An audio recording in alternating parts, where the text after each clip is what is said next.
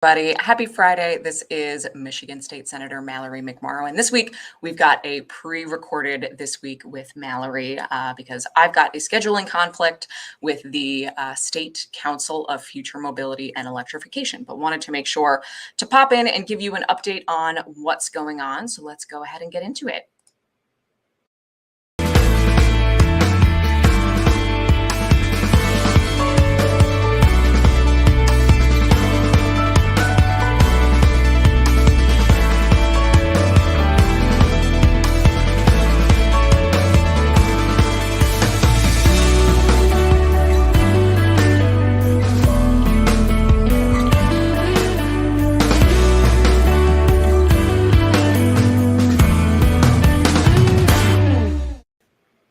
All right, first up this week, here in the legislature, we are in the throes of the budget cycle. One of the most important things that we do here in the legislature and as your elected representatives is debate and pass the budget for the next coming fiscal year for all 10 million residents of the state of Michigan. And we've been getting a lot of questions from people and those in our local municipalities about how the budget process works. And I have been saying for a long time, man, we need like a Schoolhouse Rock episode to really explain this because there's a lot of steps. It's really important. And luckily, our friends over at the Michigan League for Public Policy created a video to explain that process this week. So we wanted to go ahead and share that with you. So let me go ahead and share my screen and give this a watch to learn about the budget. Hey Michigander, did you know the state budget supports all the things that make the Great Lakes State our home, including housing, childcare, and healthcare? Most importantly, the state budget supports the people here. Today, we're going to talk about the budget cycle and what you can do to make sure your priorities are included. From October to February, the governor and state departments begin to prepare the budget. During these months, it's a great time for you to build relationships with your state legislators. In February, the governor releases her proposed budget. Make sure to sign up for budget alerts at www.mlpp.org. You can continue to contact your state legislators as well as build partnerships with others in your communities that are interested in the same priorities. From February to April, appropriations subcommittees in the House and Senate meet to craft their own versions of the annual state spending plan. Find out who is on the subcommittees and when testimony is scheduled at www.legislature.mi.gov. This is the best time for public input, so provide testimony or communicate with subcommittee members and your own legislators. In April and May, the subcommittee budgets move through both the House and the Senate, with possible amendments at both the committee level and on the floor during final debate. Continue to contact your state legislators about your priorities and portions of the budget that you support or oppose. During late May to early June, joint House and Senate conference committees meet to iron out differences between the budgets passed by the House and Senate. Conference committee changes are sent to all legislators for final approval, but amendments are not allowed at this point. You can find out who is on the conference committee at www.legislature.mi.gov. Talk with these individuals to ensure your priorities are heard. The legislature must present the final budget bills to the governor by July 1st. She can veto specific items. Contact the governor about items of concern to you.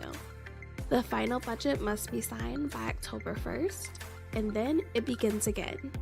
This was presented to you by the Michigan League for Public Policy. So I really love that video because sometimes animation is just a much better way to explain what is a really nuanced process. So how do I and we as your state Senate office fit into this process? So you saw in that video that the budget really moves through the appropriations committees in both the House and the Senate. Now, what's important is not every legislator is on an appropriations committee. Some legislators are really policy focused and some legislators are budget focused. I am one of those. I am on 3 policy committees and do not serve on the appropriations committee. So how can we represent you as an office? So Here in the Senate, there are 38 state senators. We all represent a district. Our district is about 280,000 people. And then in the House, there are 110 House representatives that represent slightly smaller districts, but that's a lot of people advocating for what matters to their community. So in our office, we keep a running list of budget asks from our local communities. So these are community projects that often get added into the budget. But then we also advocate for the values, the things that really represent our district on a broader level. And there are a lot of groups too that put together recommendations on how budget dollars can be allocated. But really, as you saw in the video, the governor is the first individual who puts out the start of the budget process. This is recommendation number one.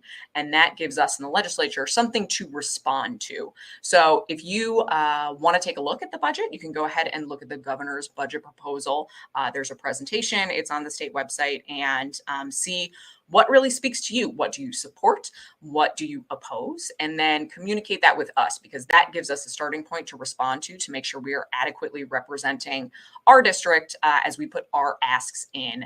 But something that is really important, being one of 38 here in the Senate, of course, there are no guarantees. A negotiation is a negotiation. And ideally, by the end of the budget cycle, there is something that is important to every district or every community that is reflected in the final budget that goes back to the governor. So that's how the process works. We will keep everybody appraised of the progress. We have quarterly meetings in our office that we hold with each of our 8 municipalities, with our mayors and city managers to kind of check in on things. And that is a good time for us to kind of remind our municipalities too, if there are local community projects that the municipalities would like to request funding for, we really rely on each of the cities to tell us what is important to them versus us kind of stepping in and creating a request for a project that may not be something that is one of the city's priorities. But on things like education, healthcare, water quality, some of the larger issues that impact the entire state. That is really where we take feedback from constituents and try to represent the majority of people in our district. I think that one of the things that is really important to me is recognizing that 280,000 people is a lot of people. I currently represent one of the most evenly divided Republican Democratic districts in the state. It's a very purple district. So inevitably, there are some things that I'm going to support that a lot of people oppose and vice versa. So I always try to find that balance. And it's really understanding, okay, is this something that a majority of people in our district would support? And that is a great reason to remind you to pay attention to elections, because really the way the system should work is if your candidate really supports your values and what you support, they win election by winning a majority of votes in a district. So I tend to kind of take that with me when I'm making decisions. But really, with something as big as the budget, outside of supplemental budget bills, which are kind of smaller subsets of the budget that get passed throughout the year, especially with some of the federal dollars, when we see the final budget, it tends to be an up or down vote once it gets out of the appropriations committees. But we have regular communication with the appropriations chairs of each of the appropriations committees to really make sure that our priorities are heard and are part of the negotiations. So more to come, and we will share a link to that video as well if you want to share it around. It's just a really, really helpful explainer. Now, jumping into updates from the Capitol this week.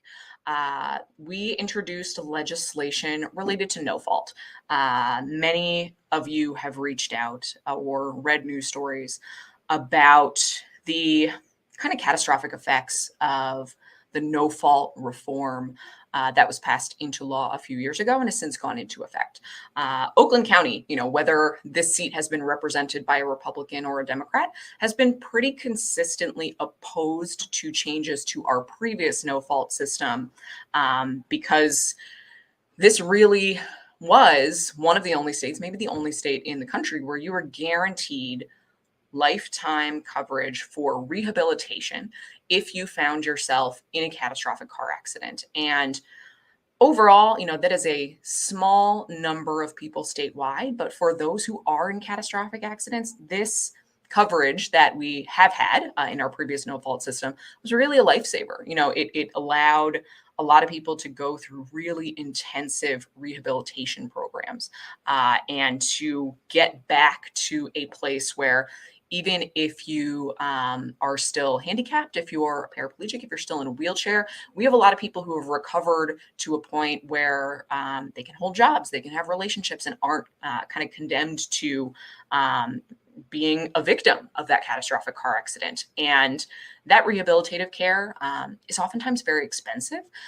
We have a lot of specialized care providers in Oakland County, in our area, who really focused on this population. And that is going away. So since the no-fault reform went into effect and slashed rates for providers, what we have seen, and Michigan Radio and Cranes and others have done some really excellent reporting on this, is people who have been previously catastrophically injured, who have paid into this system their entire lives, are retroactively losing care. Because as you can imagine, if you are a care provider and suddenly your payments are slashed by 45%, that it is really, really difficult to provide what is, a really challenging service, care for people who really, really need round the clock care and rehabilitative services. So, there have been dire stories of people just ending up in the hospital because they can no longer stay at home. There are no longer care facilities to go to. And I had a really long, really hard conversation with a Michigander whose dad actually lives in our district in the Rochester area, whose adult son lives out in Ann Arbor. And the dad is now leaving work every day and driving out to Ann Arbor to care for his son. And it got to the point where the son called 911 on himself and took himself to the hospital, hoping that he would get sick, because it was so hard. It was so hard to keep fighting to try to get nurses coverage when that is no longer covered by this. So there's been a growing number of legislators here in the Senate, and I am one of the 4 in the Senate who voted no on the original no-fault reform bill, but it did pass into law. It was signed, but there's a growing number of us, both Republicans and Democrats, who want to fix it, who see the impacts of the no-fault reform. And, while I think absolutely nobody is going to disagree that we needed to address cost of auto insurance, I talk to residents all the time who say, I don't want to take a lower level of coverage if it means somebody else is going to get hurt. So finding that balance. So we introduced legislation, Senators Geis, Chang, and I, to address some of the immediate and necessary needs of Michigan residents who have survived catastrophic car accidents. Combined,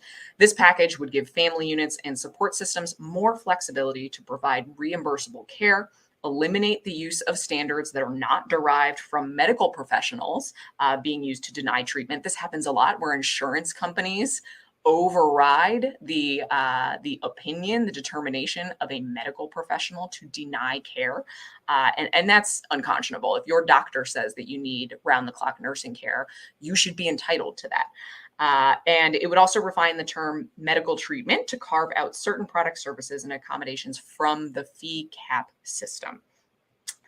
Like I said, there's been bipartisan interest and I think frustration seeing the negative impacts since this law has gone into effect. So there is growing support in the legislature for passing some of these bills to try to fix some of the retroactivity and protecting the most vulnerable. Fundamentally, I always try to balance how are we passing policy, making changes that do benefit Michiganders, but also don't hurt the most vulnerable. And I think we missed the mark on this in 2019, and that's why I was a no vote. I think there was a lot more that we could have done to refine our no-fault system before gutting coverage and asking residents to take a lower level of coverage for a small amount of cost savings. So more to come on that, but I am very encouraged by some of our Republican colleagues for really standing up and vocalizing their support for fixing this, because right now the legislature is led by Republicans in both the House and the Senate. And in divided government, nothing moves unless both parties are on board. The governor has also said vocally multiple times that she would like to see a fixed bill come to her desk to sign. So we're all in that place right now. There are a few legislators in the Senate who've been pretty firmly opposed to taking up this legislation, namely Majority Leader Shirky and Senator Lana Tice, who chairs the Insurance and Banking Committee that I serve on. But I think as more members see what's happening and want to fix it, we can fix it. We can make sure that we are, sending people reimbursement checks and bringing rates down and not hurting the most vulnerable. There is enough money in the Catastrophic Claims Association to do that. We know that, that we should do that. So more to come on that. But we have heard from many of you with concerns about this issue. So we were proud to introduce legislation to start the process of fixing that this week. Next up, resolutions. Resolutions are something that get passed here in the legislature that really are more statements of where the Michigan Senate or the Michigan House stand, but they're non-binding. They're not law. They don't change any policy necessarily, but they are really important. I do think messaging and sending a signal that the entire Michigan Senate stands for something or another, especially when we're encouraging the federal government to take action or anything like that, is important. And I do think it's necessary to respond to them when it is not something that, in my mind, fairly represents our district and our values and where we should be going as a state. So this week, Senator Dale Zorn introduced a resolution encouraging the state and the federal government to move towards energy independence, which I fundamentally agree with. However, this resolution really hammered in on increasing domestic fossil fuel production as the means to achieve energy independence. And especially in the wake of the IPCC report that came out last week, we can't move backwards in terms of our ability to slow and mitigate the impacts of climate change. So I wanted to share with you a floor speech that I gave this week in response to that resolution. One thing that we can all agree on in this room is that we absolutely need energy independence for our residents and our nation. Now imagine how exciting it will be when residents of the state of Michigan do not ever have to go to a gas station, ever. That a solar panel on your roof will charge your car in your garage, that you generate your own energy to charge your own vehicles that we make here in the state of Michigan with union labor that we all just voted to support. And the idea that somehow going backwards, that increasing fossil fuel production is the right move in the wake of a report that just came out last week from the United Nations Intergovernmental Panel on Climate Change that says that the impact of climate change, the rate of climate change, is outpacing our ability to adapt. And it is no longer an abstract construct because every single person in this room has seen the impacts in their districts, in record flooding, in water in basements, in power outages that last for days, in crops that have failed because we have heat waves and cold snaps, and it is only going to get worse and worse and worse. We need energy independence in this state, so we should do everything in our power to invest in, support, and remove arbitrary restrictions that this state currently has in place on renewables in favor of fossil fuels. Michigan currently has the strictest in the nation solar energy cap. And there was bipartisan support last term in lifting or raising that cap so that more Michiganders can truly become energy independent. But this body chose not to take action on that issue.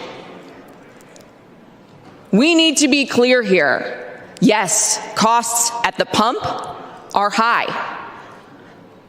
But going backwards on fossil fuels, on continuing to pump fossil fuels, when the IPCC says that the only way to take action now is to eliminate completely fossil fuel emissions by 2050, not slow them down, eliminate. Because if we do not, and we go backwards now, then we are condemning every single resident of the state of Michigan to insurmountable suffering due to floods, heat waves, power outages, crops. We will no longer be able to produce crops in this state. And Michigan, I may remind everybody, is the Great Lakes state. We are home to more than 80% of the country's fresh water and more than 20% of the world's fresh water.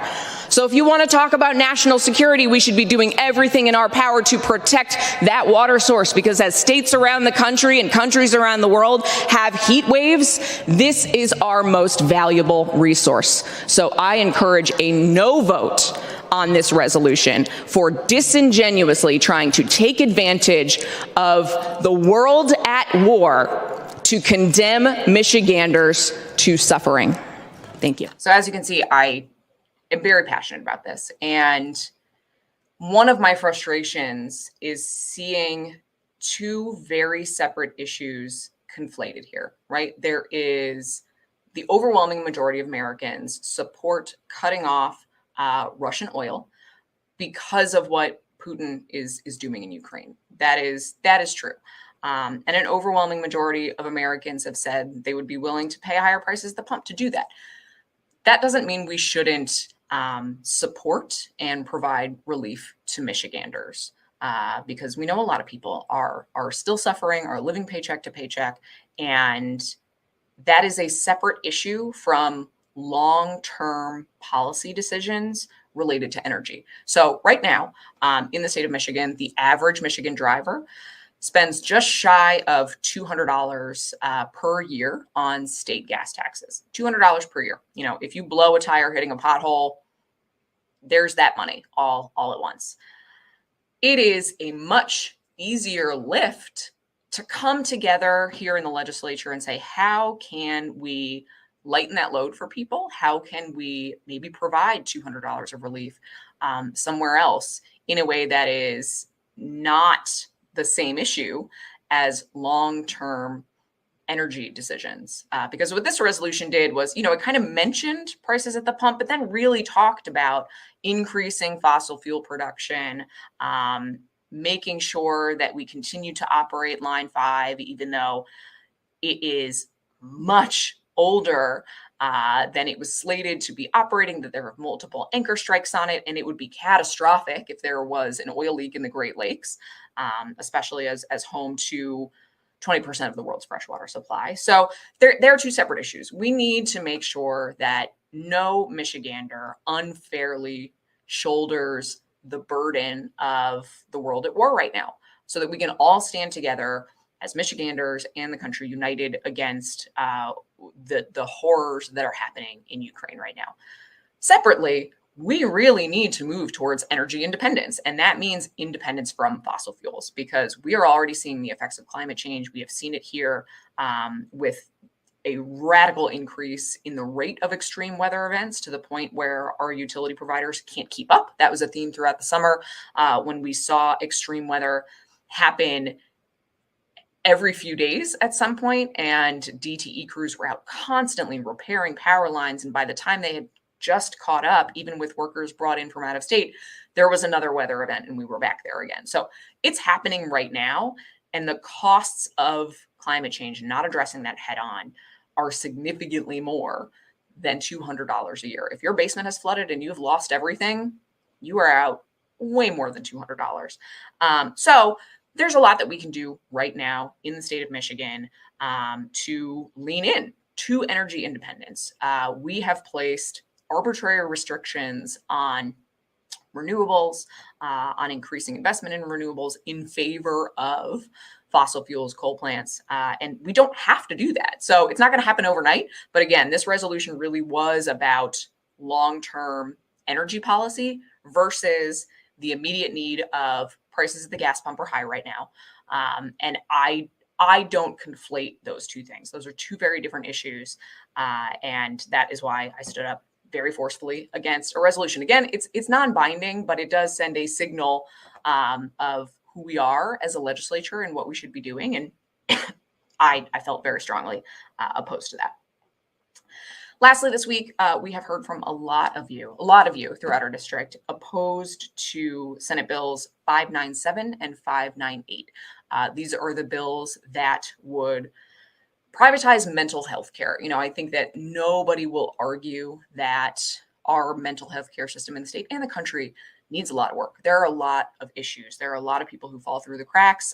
There are issues between mental and physical health, that it's not as integrated as we would want it to be, that many of our systems don't talk to each other. But what these bills would do is really streamline our mental health system here in the state of Michigan from a financial standpoint under private insurers through Medicaid, which would make it significantly more challenging for our community mental health providers to provide their services. I am strongly opposed to this legislation because, again, I think it unfairly identifies a real issue. There are issues with people falling through the cracks of these systems, not talking to each other as well as they should be.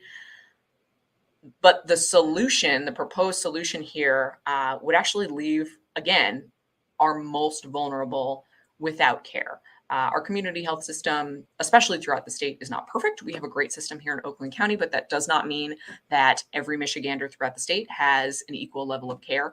And it is not perfect, but I can't in good conscience support something that will, again, be a boon to insurance companies, but leave our most vulnerable without mental health care, especially right now. So I'm opposed to these bills. We have heard that they will come on the agenda a number of times and they've been pulled off, which means that the votes aren't there. Typically, the majority party won't put a bill up unless one of two things is true. They know they have the votes. It is a bill that is non-controversial, that's going to get unanimous or close to unanimous support, or there are bills that for political and messaging purposes are put up intentionally knowing that it will likely be a party line vote. That really is the only three scenarios that bills are brought to the Senate floor for a final vote. So these bills have kind of popped up and off. They keep being pulled off the agenda. So I know that the votes currently on both sides of the aisle aren't there for this, but we appreciate everybody's input and feedback.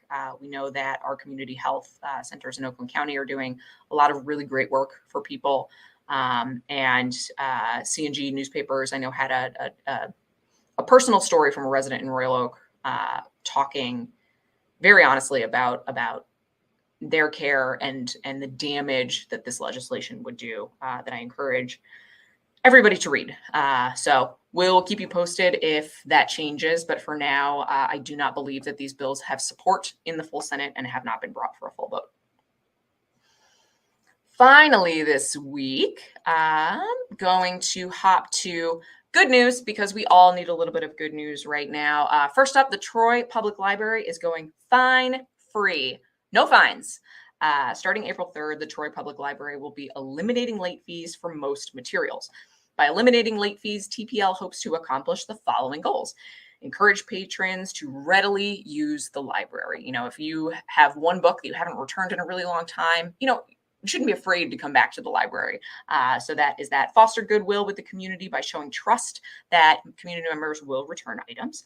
Create a positive rather than a punitive association for the library with our patrons, going back to the first point. Cultivate an atmosphere where staff can concentrate on improving customer service and providing positive interactions with the community.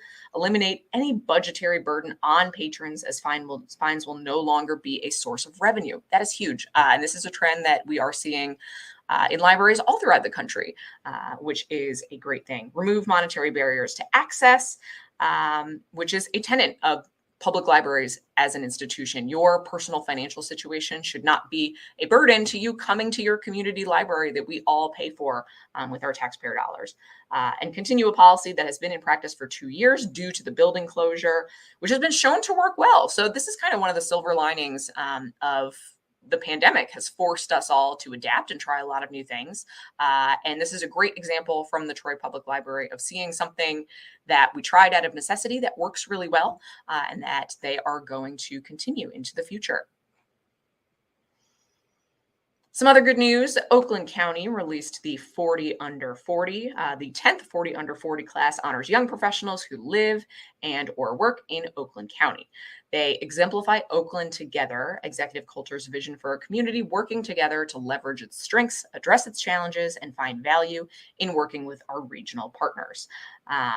We've got a lot of great people in this class, including our very own state representative, Mari Manoogian. So congratulations to everybody in Oakland's 40 under 40 class. And thank you for everything that you do for our community.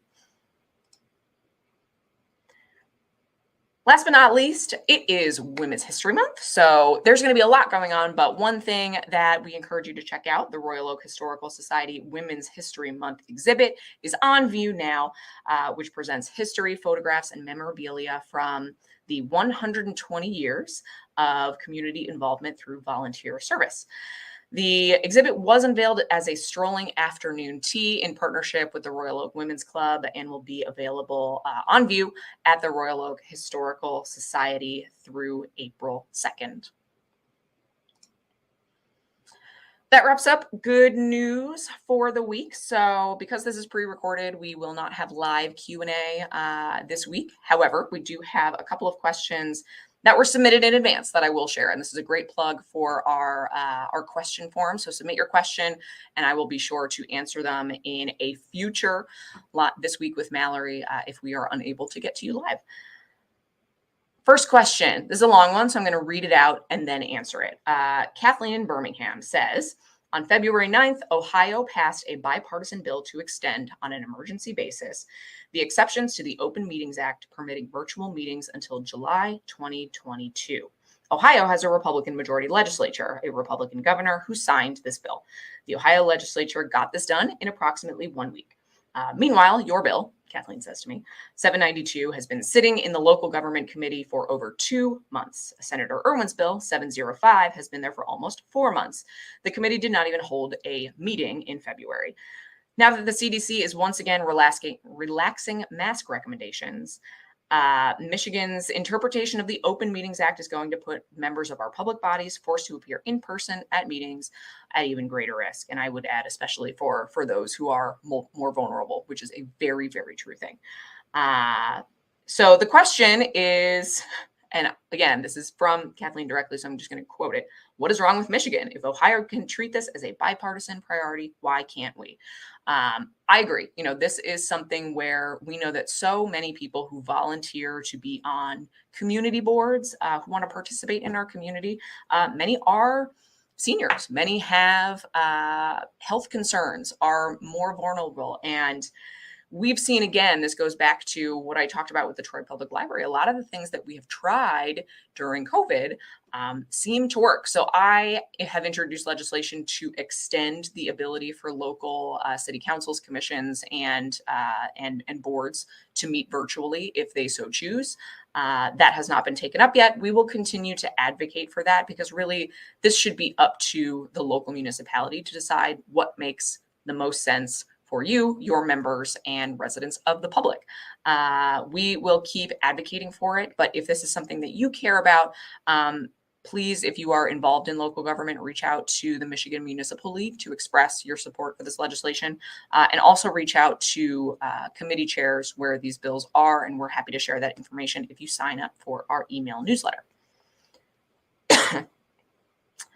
Lastly, Marge from Rochester Hills is asking about my bill, Senate Bill number 222, which it's a package of bills to provide some context for this that I introduced with Senator Jeff Irwin to create Indigenous Peoples Day, remove Columbus Day from as a state holiday, and also add Election Day as a state holiday. So it was a number of bills around state holidays. And I'm going to read Marge's comment out loud. I want to make sure that I'm accurately representing it.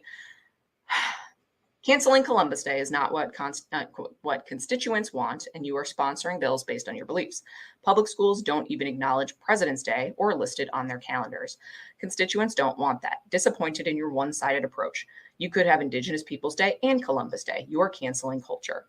Okay, so in response to this, we have very few official state holidays in the state of Michigan. And for me, fundamentally, you know, A state holiday is something that we choose to do to celebrate and honor here in the state of Michigan.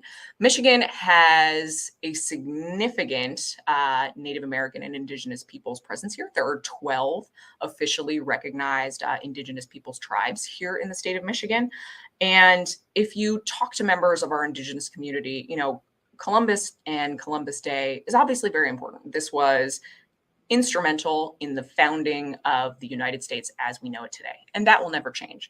But for the Indigenous community, it was incredibly violent. This was somebody who took land, who carried out horrific acts of murder, genocide. I mean, history in all of its forms is often very complicated and potentially ugly. So in terms of what is taught in history, we should talk about all of it. We should cover things. But in terms of what we as a state choose to lift up and recognize and celebrate as a state holiday, my fundamental belief is we have to respect the residents of the state of Michigan and really consider some of the negative impacts of what we are choosing to officially acknowledge and celebrate as a state holiday. So it's a nuance in recognition and level of recognition. But that is my stance on it. I think there is a huge difference between talking about what's in school curriculum, for example. This would not remove Columbus and the founding of our country and all of that from school curriculum. We should have these difficult conversations, but for my belief, and as we hear from and talk to more members of the Indigenous community here in the state of Michigan, of which there are many, that it is the right thing to do, even when it is hard.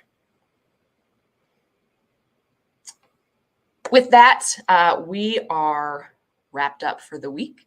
I'm hopping into another meeting. I hope you have a great weekend. Stay safe. And if you have questions for future This Week with Mallory episodes, feel free to use or submit your question link, and we will see you next time.